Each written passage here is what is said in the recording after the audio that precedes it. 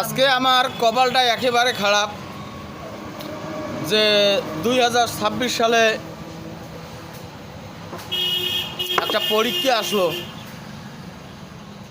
অনেক চিন্তা করছি, অনেক কষ্ট লাগতেছে। আমি এই পরীক্ষাটা দিতে পারলাম না। আর এই পরীক্ষাটা না দেওয়ার যে কি একটা ফল পরীক্ষার শেষে কিন্তু পাওয়া যাবে। এই পরীক্ষাটা যারা দিয়েছে তারা কিন্তু বাড়ি গাড়ি সবে পাবে, আজকে পাবে না কালকে কিন্তু ঠিকই পাবে।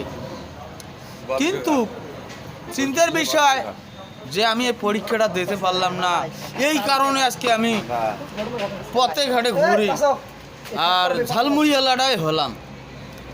এইরকম ভুল কেউ করবেন না। আর এইরকম ভুলটা যখন করবেন এই খেসারত কেউ দিতে পারবেন না। তাই বলতেছি যে আবার নতুন করে জীবন শুরু করব। আমি স্কুলে আবারও ভর্তি হব, পড়ালেখা করব। মন চায় না ঝালমুড়ি বিক্রি করতে। তা যাই হোক, আপনাদের বাচ্চা কাচ্চা সন্তান যারা আছে সবাইকে স্কুলে পাঠাবেন এবং নতুনভাবে স্কুলে ভর্তি করে দেবেন। খরচ যা আছে আমি দেবো, যান করিদড়ি খান।